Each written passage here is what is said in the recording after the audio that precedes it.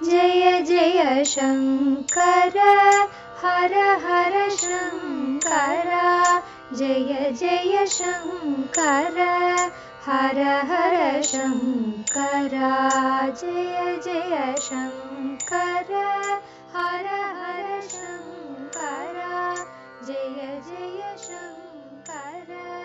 சௌந்தர்ய லஹரி தெய்வத்தின் குரல் 6ஆம் பாகம். ஆனந்த லஹரி என்ற தலைப்பு அத்வைதமும் சாக்தமும் தொடர்கிறது. சக்தியையும் சித்தையும் ஐடென்டிக்கலாக சொல்லி இருக்கிறது என்றேன் அல்லவா? அதற்கேற்க ஆனந்த லஹரி ஸ்லோகம் 1 ஸ்லோகம் 8 சிதானந்த லஹரி என்றே வருகிறது. பஜந்தி துவாம் தன்யாக கதி ஜன சிதானந்த லஹரீம் என்று. ரொம்பவும் பாக்யசாலிகளாக இருக்கப்பட்ட சிலரே உன்னை சிதானந்த பிரவாகமாக தெரிந்து கொண்டு உபாசிக்கிறார்கள் என்று அர்த்தம்.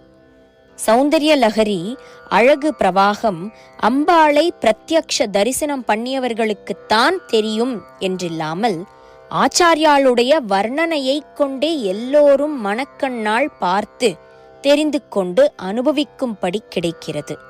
ஆனால் அவளுடைய சக்தி லஹரியான சிதானந்த லஹரியோ கத்திஜனதன்யாக என்று சொன்னபடி அபூர்வமான சில பாக்கியசாலிகளுக்கே அனுபவத்தில் கிடைக்கிறது.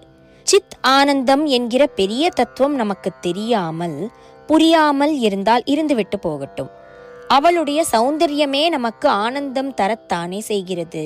அந்த சௌந்தர்ய ஸ்வரூப தரிசனமே பேரானந்தமான மோக்ஷ பர்யந்தம் எல்லாம் தரக்கூடியதுதானே. அதனால் நம்மாலும் அறியக்கூடிய அதிலேயே திருப்தி சந்துஷ்டி பெறுவோம். அத்வைதம் ஸ்ரீவித்யா சாஸ்திரம் இரண்டுக்கும் உள்ள ஒற்றுமை வேற்றுமை பற்றி சொல்ல நிறைய உண்டு. ஒற்றுமை என்றால் ஒற்றுமைதான், ஒன்றாக போய்விடுவதுதான். அப்படி சாதனானந்தத்தில், அதாவது சாதனை முடிவில் ஜீவன் பிரம்மமாகவே ஒன்றி ஒற்றுமை அடைகிறான் என்று அத்வைதமாகவே முடிப்பதில் பிரம்ம வித்யா என்ற அத்வைத சாஸ்திரம், ஸ்ரீவித்யா என்ற சாக்த சாஸ்திரம் இரண்டும் ஒற்றுமையாயிருக்கின்றன.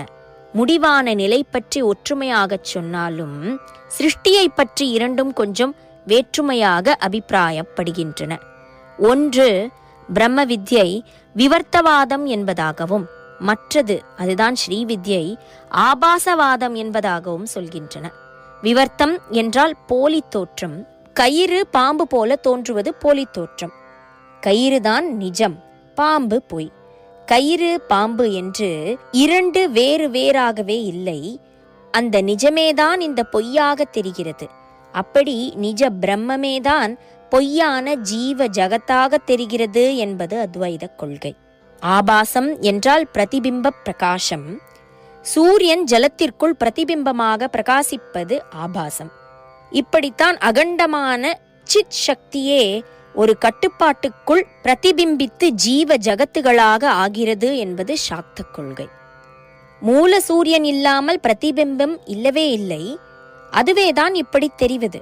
அதாவது உள்ளூர அத்வைதந்தான், ஆனால் வெளியே சூரியன் வேறே பிரதிபிம்பம் வேறே என்று இரண்டு இருக்கத்தானே செய்கின்றன. அந்த அளவுக்கு பிரதிபிம்பத்திற்கும் ஒரு சத்தியத்துவம் இருக்கத்தானே செய்கிறது. இதே மாதிரி ஜீவ ஜகத்துகளுக்கும் ஒரு சத்தியத்துவம் உண்டு என்று சாக்தம் சொல்கிறது. அத்வைதம் மாதிரி அவை மித்யை, அதாவது பொய் என்று சொல்லவில்லை. எப்படி எதற்காக மாயை தோற்றம் ஏற்பட்டது என்ற கேள்விக்கே இடமில்லாமல் அத்வைத சாஸ்திரம் அடித்து தள்ளுவதால் மித்யை என்று ஒதுக்கச் சொல்கிறது.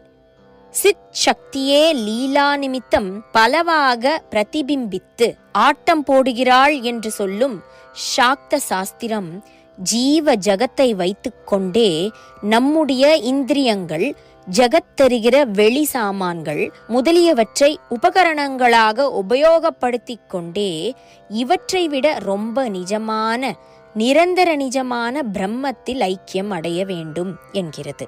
அந்த ஐக்கியமான முடிவு ஸ்தானம்தான் நமக்கு வேண்டியது. நாம் சாதனை என்று எதுவும் செய்யக்கூடியதும் அதற்காகத்தான். ஆரம்பஸ்தானம் நாம் எப்படி தனி ஜீவன் என்று உண்டானோம், ஜகத் எப்படி உண்டாச்சு என்பது பற்றி நாம் ஒன்றும் பண்ணிக்கொள்வதற்கில்லை. அது விவர்த்தமாயிருப்பதாலும் நமக்கு லாபம் இல்லை. ஆபாசமாயிருப்பதால் நஷ்டமும் இல்லை. அதனால் அங்கே இந்த 2 சாஸ்திரங்களும் மாறுபட்டு பேசுவதற்கு இம்பார்ட்டன்ஸ் தர வேண்டாம். நடக்க வேண்டியதை நடக்க பண்ணி முடிவாக அடைய வேண்டிய நிலையை பற்றி 2ம் ஒன்றாகவே சொல்வதால் அதையே எடுத்துக்கொள்வோம். மித்யை என்று எல்லாவற்றையும் ஒதுக்கிவிட்டு போகக்கூடிய தீரர்கள் அப்படி போகட்டும். நாமோ குழந்தைகள், சொப்பே நிஜம் என்று விளையாடுகிற குழந்தைகளாக அம்மாவுடன் விளையாடுவோம். அவளே தரவேண்டியதுகளை அந்தந்த சமயத்தில் தந்து அப்புறம் அவளும் நாமும் ஒன்றாகிவிடும் அனுகிரகத்தை பண்ணுவாள். அத்வைத சாக்த சாஸ்திரங்களின் ஒற்றுமை வேற்றுமைகளில் பேசிக்காக ஏதோ கொஞ்சம் சொன்னேன், இவ்வளவு போதும். குறிப்பு: இங்கு இவ்விதம் கூறினாலும் அசல தத்துவம் செழிப்பது, ஐந்தொழில்கள் போன்ற விஷயங்கள் நமது ஸ்தோத்திரத்தில் வருவதால் அவற்றை தத்துவ சாஸ்திரங்களின் அடிப்படையில் ஸ்ரீசரணர்கள் விளக்கவே செய்திருப்பதை பின்னால் காண்போம். ரொம்ப அதிகம் போனால் ஒரே அறிவாராய்ச்சி, எட்டாத தத்துவங்களை பற்றிய ஹைப்போத்தெட்டிக்கல், அதாவது அறுதியிட்டு முடிவு செய்யாத அபிப்பிராயங்களையே முடிந்த முடிவு மாதிரி பிடித்து கொண்டு குஸ்தி பிடிக்கிறது என்றுதான் போகிறது. இப்போது நமக்கு விஷயம் அழகு ரூபமான தாயாராக இருக்கப்பட்ட அம்பாளிடம் அன்போடு மனசை பதிப்பது. அதற்காகத்தான் சௌந்தர்ய லகரியை எடுத்துக்கொண்டது. அதில் தவிர்க்க முடியாமல் தான் தத்துவார்த்தங்கள் சொல்ல நேர்வது. சுருக்கமாக தெரிந்து கொள்ள வேண்டியது, அத்வைதத்தில் பிரம்மம் என்பதாக சொல்லப்படும் காரியம் இல்லாத ஆதார தத்துவத்தின் இடத்தில் சிவம் என்பதை சாக்தம் சொல்கிறது. காரியம் இல்லாவிட்டாலும் சின்மயமாக, அதாவது சித்மயமாக, அதாவது ஞானமயமாக இருப்பது பிரம்மம் என்பது அத்வைத வேதாந்தம். சாக்த சித்தாந்தத்தில் இந்த சித்தின் இடத்தில் சக்தியை சொல்லி இருக்கிறது. அவள் ஞானமயம் மட்டுமில்லை, சக்திமயமும் ஆனவள் என்று அழுத்திச் சொல்லி அதனால்தான் அவளுக்கே சக்தி என்று பெயர் கொடுத்திருக்கிறது. அத்வைத பிரம்மம் சாந்தமாக அப்படியே தன்னில் தானே அடங்கி இருக்கிறது. சாக்தத்திலோ சாந்த சிவனுக்கு உள்ளே உள்ள சக்தியை, பவரை, எனர்ஜியை சொல்லி அறிவோடு கூட ஆற்றலாகவும் இருக்கப்பட்ட அவளது விலாசம் துவைத லீலைகளாக வெளிப்படுவதை சொல்லியிருக்கிறது. அத்வைதத்தில் அதன் பெயரே காட்டுகிறபடி பிரம்மம் ஒன்றே சத்தியம், அதற்கு இன்னொன்றாக துவைதமாக தெரிகிற எதுவும் மாயையால் ஏற்பட்ட பொய்த்தோற்றம்தான். அந்த மாயையோடு பிரம்மத்திற்கு சம்பந்தம் கிடையாது. அந்த மாயை என்ன, எப்படி உண்டாச்சு என்பதெல்லாம் விளக்க முடியாத புதிர். நமக்கு இந்த ஆராய்ச்சி வேண்டியதும் இல்லை என்கிறது. நமக்கு வேண்டியது மாயை அழிந்து போய் இருக்கிற ஒரே சத்தியத்தின் சாட்சாத்காரத்தை, அதாவது பிரத்யக்ஷ அனுபவத்தை பெற வேண்டியதுதான் என்று சொல்லி அதற்காக ஞான மார்க்கத்தை வகுத்து கொடுக்கிறது. சாக்தத்தில் சக்தி சகிதமான சிவத்தின் இச்சையின் மீதே லீலானந்த நிமித்தமாக துவைதம் உண்டாக்கப்பட்டிருப்பதாக சொல்லியிருக்கிறது. இதிலேயும் மாயா சக்தி ஒரு அம்சமாக வருகிறது. அந்த விஸ்தாரங்கள் இப்போது வேண்டாம்.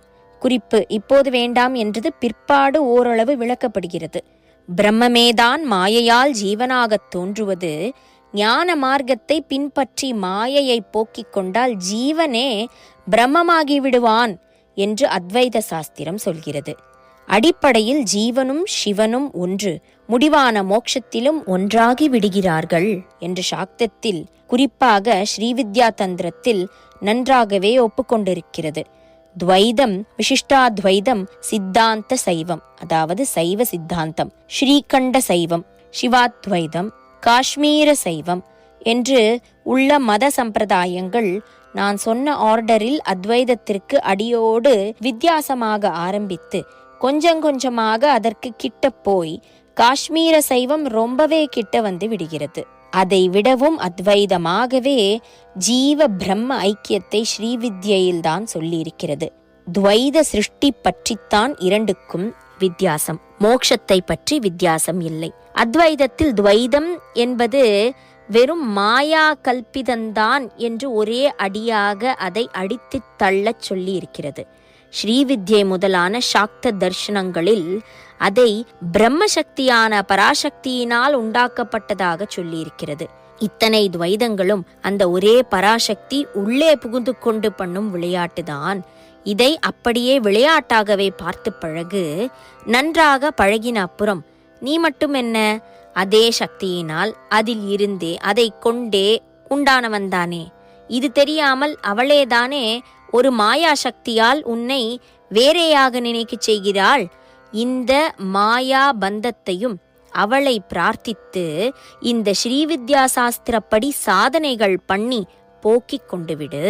மாயையை கடந்து ஆதார சக்தியிலேயே ஒன்றுபட்டு அப்படியே அந்த ஆதார சக்தியும் ஒன்றுபட்டிருக்கிற ஆதாரமான சாந்தத்தில் அத்வைதமாக ஐக்கியமாகிவிடு என்று சொல்லி முடித்திருக்கிறது. அத்வைதத்திற்கும் சாக்தத்திற்கும், குறிப்பாக அதைச் சேர்ந்த ஸ்ரீவித்யா தந்திரத்திற்கும் இப்படி நெருக்கம் இருப்பதால் நம்முடைய ஆச்சாரியால் ஞானமாக அத்வைத வழியில் போக முடியாதவர்கள் லீலை என்ற துவைத சிருஷ்டியை வைத்திருப்பதில் இருந்து ஆரம்பித்து ஸ்ரீவித்யை அனுசரித்து அபியசித்துக் கொண்டு போயே அத்வைதமான முடிவு நிலையில் சேரட்டும் என்று நினைப்பதாக தோன்றுகிறது. அதனால்தான் அவர் சிவன், விஷ்ணு ஆகியவர்கள் பேரிலும் ஸ்தோத்திரங்கள் பண்ணியுள்ள போதிலும் அவற்றில் சிவாகமங்கள், வைஷ்ணவ தந்திரங்கள் ஆகியவற்றின் கோட்பாடுகள் எதுவுமே இல்லை. பொதுப்படையான பக்தி உணர்ச்சியுடனும் காவிய திருஷ்டியுடனும் ஸ்தோத்திரிப்பதாகவே அவை இருக்கின்றன. தேடி பார்த்தால் அப்படியும் ஒன்றிரண்டு சைவ வைஷ்ணவ சாஸ்திர விஷயங்கள் அகப்படலாம், அவ்வளவுதான். ஆனால் சௌந்தர்ய லஹரியிலோ பெரிதாக ஒரு பாகம், அதிலும் ஆரம்ப பாகம் சாக்த சாஸ்திரமாகவே இருக்கிறது. அது ஆச்சாரியால் பண்ணவில்லை என்று வைத்து கொண்டாலும் கூட அதோடு ஆச்சாரியால் பண்ணின பாகத்தை சேர்த்து இரண்டும் சேர்ந்து ஒரே நூலாக இருப்பதாலேயே அத்வைதம் இல்லாவிட்டால் அடுத்தபடி ஸ்ரீவித்யை என்றுதானே ஆகிறது. ஆச்சாரியால் பண்ணியதாக உள்ள தேவி ஸ்தோத்திரங்களில் இன்னும் சிலதிலும் ஸ்ரீவித்யா தந்திர சமாச்சாரங்கள் நன்றாக சொல்லியிருக்கிறது. இந்த மடத்திலேயே ஆச்சாரியாளுடைய மடங்கள் எல்லாவற்றிலுமே தான் அம்பாளுக்கும் ஈஸ்வரனுக்கும் பூஜை பண்ணும்போது ஈஸ்வரனுக்கு சைவ தந்திரமாக இல்லாமல் வைதிகமாகவே பூஜை நடக்கிறது. அம்பாளுக்கும் வைதிக பூஜைதான் என்றாலும் ஸ்ரீவித்யா தந்திரத்தை நிறைய அனுசரித்தே எங்கள் பத்ததி இருக்கிறது. சிரித்துக்கொண்டே சொல்கிறார், அத்வைதத்தையும் துவைதத்தையுமே அத்வைதமாக சேர்த்து வைப்பதாக ஸ்ரீவித்யை இருக்கிறது. இரண்டாவது, தெரியாமல் சாந்தமாக இருக்கிற அத்வைத சிவனையும் துவைத பிரபஞ்ச காரிணியான சக்தியையும் பிரிவரச் சேர்ந்தவர்களாக அது சொல்கிறது. லலிதாம்பா என்று சகஸ்ர நாமத்தை முடிப்பதற்கு முந்தைய நாம சிவ சக்தி ஐக்கிய ரூபிணி என்பதுதான். இங்கே சௌந்தர்ய லஹரியில் அதன் முதற் பாகமான ஆனந்த லஹரியில் ஆரம்ப ஸ்லோகத்தின் ஆரம்ப வார்த்தையே சிவ சக்தியாயுக்தக என்பதுதான். ஸ்தோத்திரத்தின் ஆரம்ப வார்த்தை யாரோ எடுத்து கொடுத்த மாதிரி டக்கென்று வந்துவிட்டது. அதனால் பீடிகை போட்டதை இதோடு நிறுத்தி கொண்டு ஸ்லோகம் ஸ்லோகமாக அர்த்தம் சொல்ல ஆரம்பிக்கிறேன். குறிப்பு: இத்தொகுப்பில் ஸ்ரீசரணர்கள் சௌந்தர்ய லஹரியின் எல்லா ஸ்லோகங்களுக்கும் அர்த்தம் கூறவில்லை. மந்திர யோக நுட்பமுள்ள ஸ்லோகங்களையும் சிலவித வர்ணனைகள் உள்ள ஸ்லோகங்களையும் நீக்கி ஏனையவற்றுக்கே இங்கு விளக்கம் காண்கிறோம். ஸ்லோகங்கள் 1, 2, 3, 4, 6, 7, 8, 12, 15, 16, 17, 20, 22, 23, 24, 27, 28, 29, 34, 35, 41, 42, 43, 44, 46, 47, 48, 49, 50, 51, 56 முற்பாதி, 57, 63, 65, 66, 69, 75, 84, 95, 97, 99, 100 ஆகிய 42 ஸ்லோகங்களை வெகுவாக விரித்தும் 5, 9, 10, 11, 14, 18, 21, 25, 26, 30, 31, 36, 37, 38, 39, 40, 45, 53, 54, 55, 60, 61, 62, 64, 70, 71,